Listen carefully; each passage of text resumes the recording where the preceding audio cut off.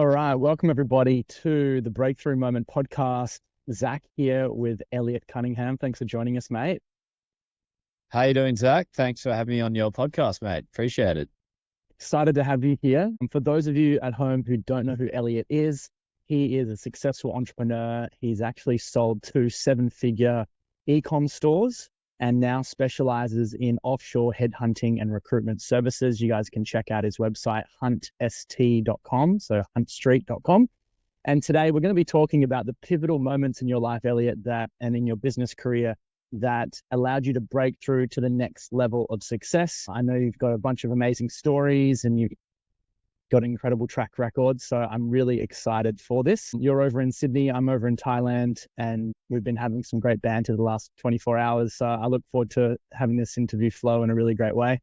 But yeah, over to you, mate. Let us know a little bit more about your story and how you came to be where you're at today. Thanks, Zac. So there you are sitting in Thailand, and that's sort of where my journey first began. I was working in Sydney for a marketing company in the city, and just decided that wasn't me. That's not what I wanted to do. So decided that I wanted to go work on a beach in Thailand, and was sort of willing to do whatever it would take to get there. So my brother and I, who's always been my co-founder, we booked a one-way ticket to Bali initially, and sort of got there, rented a villa, and sat down and go, right, what are we going to do? We both had backgrounds in digital marketing, so e-commerce sort of seemed like a pretty good option.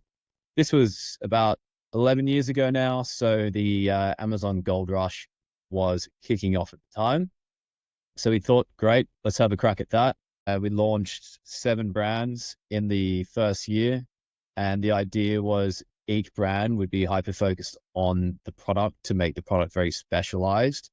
So we did the American Hose Company, which sold 50-foot expandable hoses. We did a car cover brand. We did a yoga brand. And we did all sorts of different brands. Ultimately, one of them worked, which was the key. And we grew that for a few years, and we ended up selling that to a US publicly listed company about 5 or 6 years ago, which is a great experience. And I'll sort of reflect upon that today a bit. A lot of breakthroughs during that journey. And then following that, we decided to have a crack at supplements, launched a plant-based supplement business named FutureKind, and spent the next 5 to 6 years growing that. And we sold that earlier this year, which is great. And yeah, that's sort of our e-commerce journey. And since then, my brother and I have launched a new venture, which I'll mention again later on. Congratulations, mate. Yeah, that's really interesting. So you came to Thailand, or you came to Bali, and you kind of thought, hey, let's start something fresh.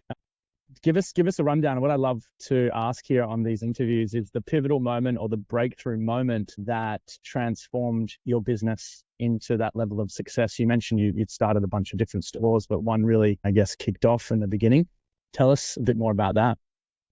Yeah, so I mean, it's hard to break it down into, say, one breakthrough moment. We had many, from sort of basic things, since we didn't have much of a finance or economics background, to slightly more sort of complicated strategies down the line. So our very first breakthrough was realizing that it's actually net profit, not revenue, which is important. And it's such a basic lesson, but when starting out, revenue is this great metric because you just get to watch it grow, and it's a wonderful thing despite what your overheads are looking like and how much money you're losing each month.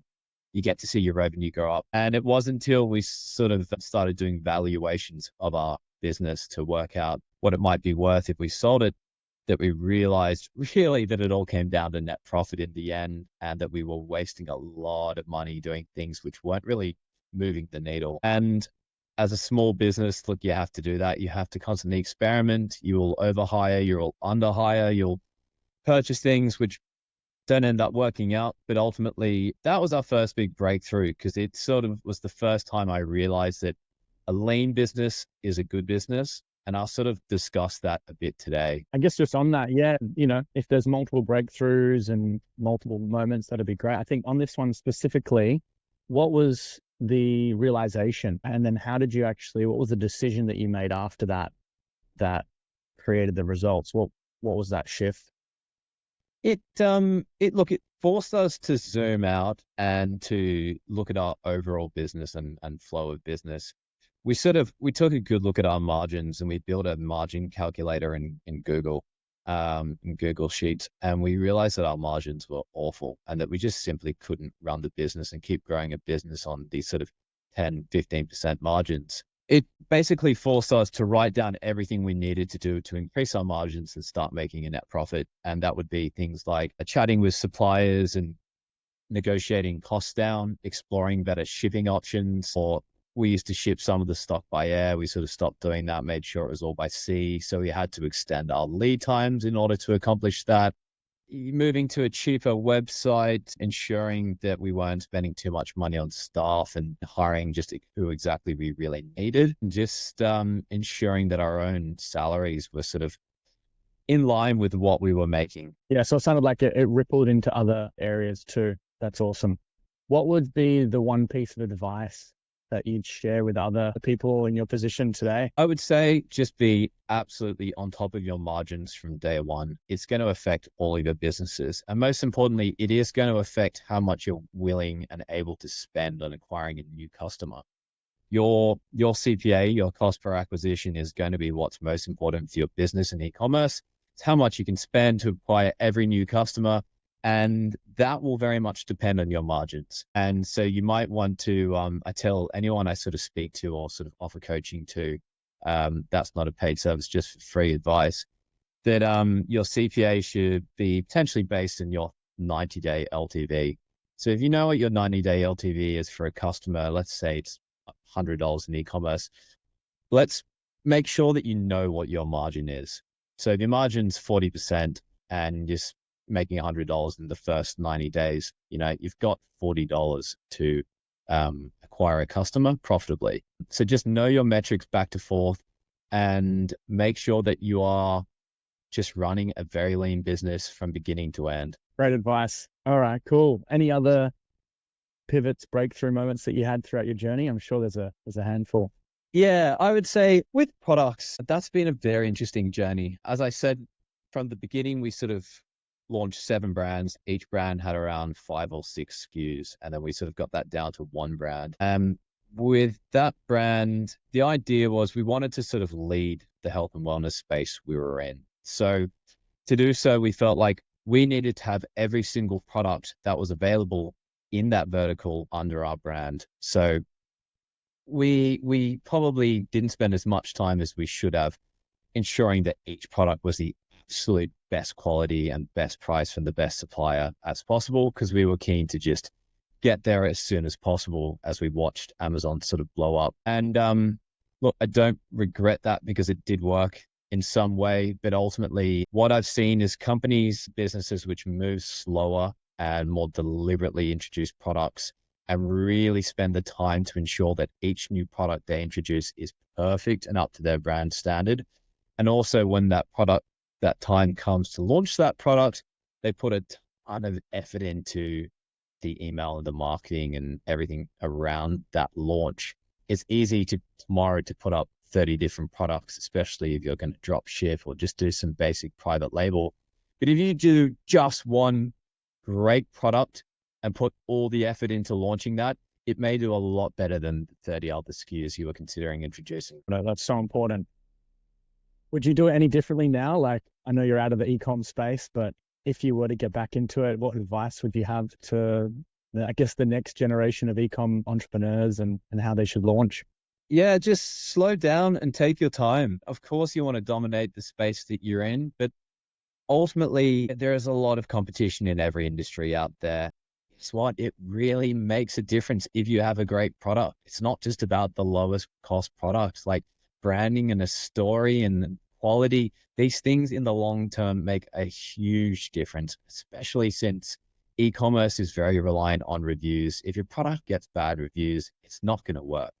And guess what? If your CPA on social media is blowing up and you're not making a lot of, you're spending way too much per customer, it's probably because your product's not right. It's not necessarily because the video or the images or your funnel isn't right. So I think just slow it down and make the right decision. Was there a moment, I'm super curious, was there a moment where you and your brother looked at each other and you went, you cracked it, you had the breakthrough, you're like, oh my gosh, I think this is working.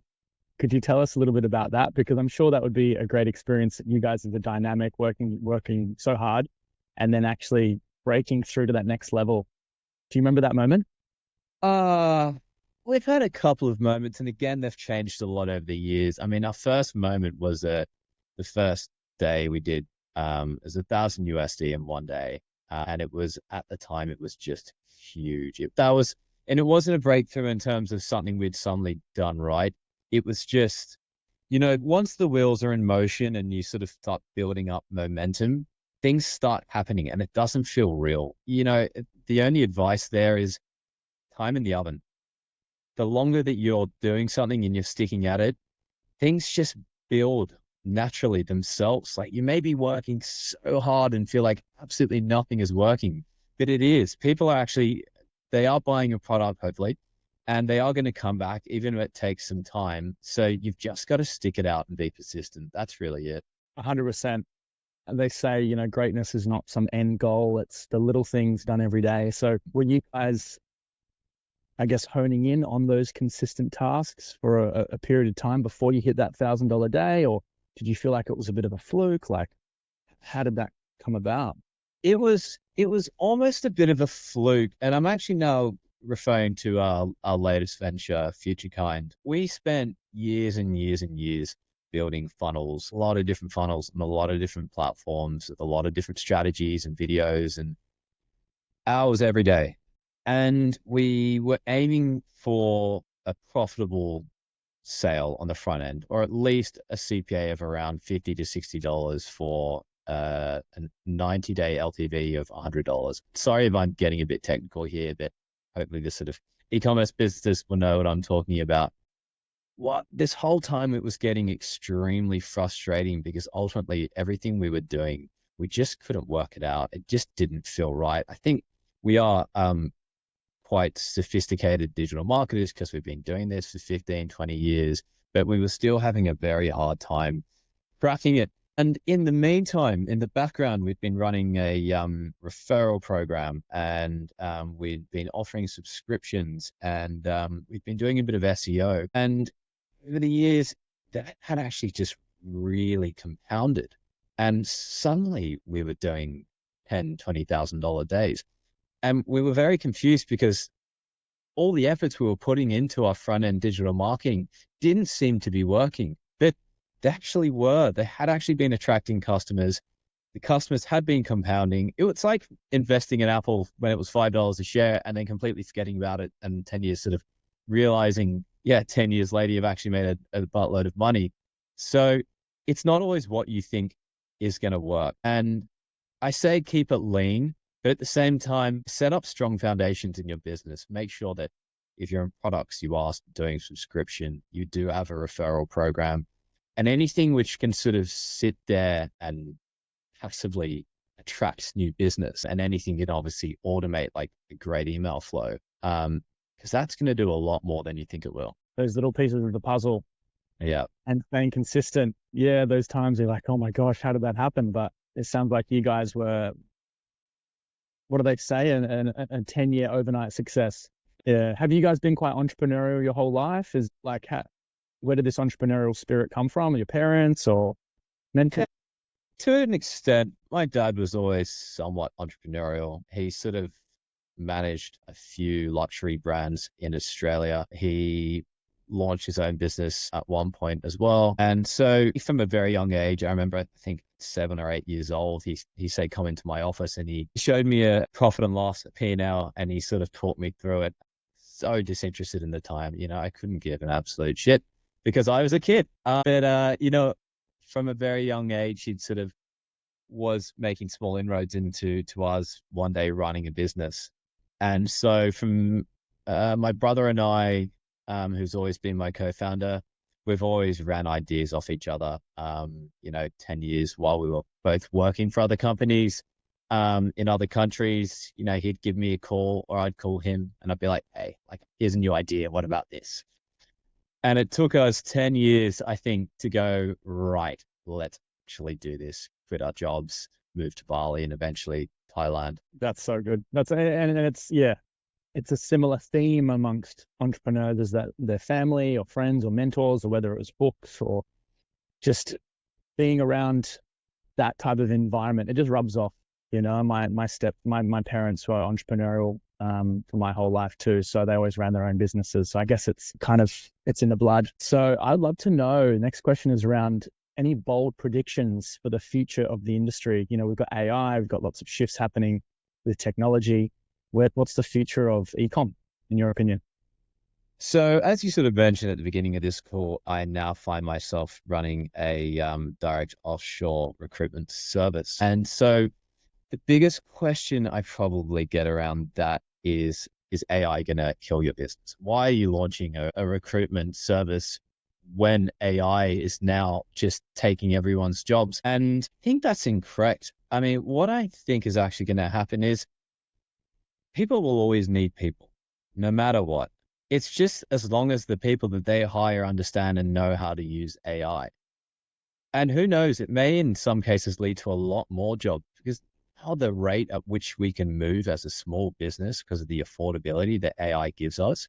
If we hire people who allow us to properly use AI as we are on this call, it can actually take a business so much further, that it can grow so much faster, that more businesses will succeed and therefore be able to hire more people to manage more AI. So I think it's overblown that AI is going to take everyone's job. It will obviously in some cases, and it already is to an extent. I think it's just important the next generation is fully aware of how to utilize AI to their absolute benefit. I guess with all this said, mate, you've been through a lot. You've got so much experience and success, and I'm sure a bunch of challenges and things like that you've been through. What advice or important messages would you like to share with the future generation, or the future of business owners and entrepreneurs out there today? I think when you start out in this journey building a business, you're very focused on what that business will one day become. And we do that a lot in life, but I think especially business owners, that will go, okay, this business is not going to be considered successful until I hit this revenue goal. And therefore my life is not going to be successful until I hit this revenue goal. And that's because we all make the mistake of conflating money with happiness. And so all I would say is, you know, it can be a very long journey. You could spend the next 10, 20 years hustling, working around the clock and paying yourself very little money to one day absolutely make it. It's that image of the guy turning around in the mine who's about this far away from cutting through the hole to get the diamonds, and he's just given up. And so all I would say is just optimize for the day-to-day of your life. Optimize for the journey. Stop making your whole life and your business around ensuring that one day you hit this successful revenue goal, and just focus on what makes you happier today, and basically do that first. Really glad you said that, because I feel like, yeah, people's definition of success today is slightly skewed, and we see it on social media and the highlight reel and the success in the end result of 10 years, 20 years, 30 years of hard work, and go, that's success. And then I'll feel happy, and then I'll feel fulfilled. So I'm really glad that you said that, in terms of the everyday, optimizing the little things daily that fill our cup up mentally, emotionally, spiritually, financially, then allow us to. I see a lot of people burn out. I see a lot of people get exhaustion or mental health issues, or there's crazy levels of mental illness and suicide in Australia, right? So what are those things that we can do today to fill our cup up, so that we're not pouring from an empty cup, but rather enjoying the journey? So that's awesome. Final question before I find out a little bit more about your new business, mate. So if you could challenge our audience to take one action after listening to this episode, what would it be? There's sort of two things I would say here. One, sort of going back to what I said about running a lean business, is just make sure that you know your finances back to back. Make sure that you know your margins, your CACs, your CPAs, your LTVs. A lot of founders overlook that in the early days. But the better grip and idea you have in your finances and sort of what it means for you to be profitable, likely the better you're going to go and the better your decisions will be. And then on a personal level, just from what I was saying about conflating money with happiness, is do one thing tomorrow that improves your life on the day to day. So it could be so small. It could be a better pen. It could be a closer gym. It could be a faster computer, a nicer office, a stronger community, and more time and freedom to enjoy your life outside of work. I appreciate that. That's important. I think it's, having these chats and sharing these little bite-sized chunks of wisdom are important for especially us entrepreneurs who sometimes feel quite lonely or isolated. And, it's a grind and there's lots of persistence and failures and criticism, judgments along the way. So that's really important. The numbers and then making sure that the little things every day. So love to learn a little bit more about your new venture and how can people get in touch with you? Sure. Look, based on the last 10 years of hiring a lot of offshore staff based on just the affordability, I think it's great that, startups in this sort of globalized community can now have some remote team members in the Philippines and Nepal to bring down costs. We have, over the last sort of 10 years, worked with BPOs, outsourcing agencies. And, one day we asked our customer service rep what she was actually being paid from the agency we were using. And it turned out that it was a lot lower than the large amount of money we were paying the agency for her per month. So after selling our last business, we sort of saw an opportunity to do something there. So we started a direct offshore headhunting service where ultimately we're cutting out the middleman. So we're getting rid of the agency side and finding talent in Nepal, in the Philippines, the top 3% talent, and finding them perfect roles for our clients. And what this means is clients are paying half the cost of what they would pay for an agency fee because we're cutting out all the agencies in the middle. And the talent is getting paid almost double what they would get at a normal agency. So that means the client's saving money, but more importantly, the talent is likely to stay in that job for a lot longer. They're going to be a lot happier. So the retention we've seen has been phenomenal. So look, basically the way we work is you come to us with any role. We spend a few weeks looking for great candidates. We'll sort of interview a few hundred people and ultimately present our top picks to you. If you don't like them, we refund your deposit. If you do like them, we ask for a one-time finder's fee and we offer a 6-month guarantee in case they don't work out. And that's it. Hunt Street, huntst.com. And check me out on LinkedIn as well. Eliot Cunningham. I'd love to connect and always love to chat ecom. Appreciate your time, Elliot. Everybody at home, check in with him, find him on LinkedIn and go to huntstreet.com, HUNTST.com to get in touch. Appreciate your time, mate. Thank you so much for joining us. Thanks, Zac. Really appreciate you having me on today, mate. Look forward to meeting you in person by that pool.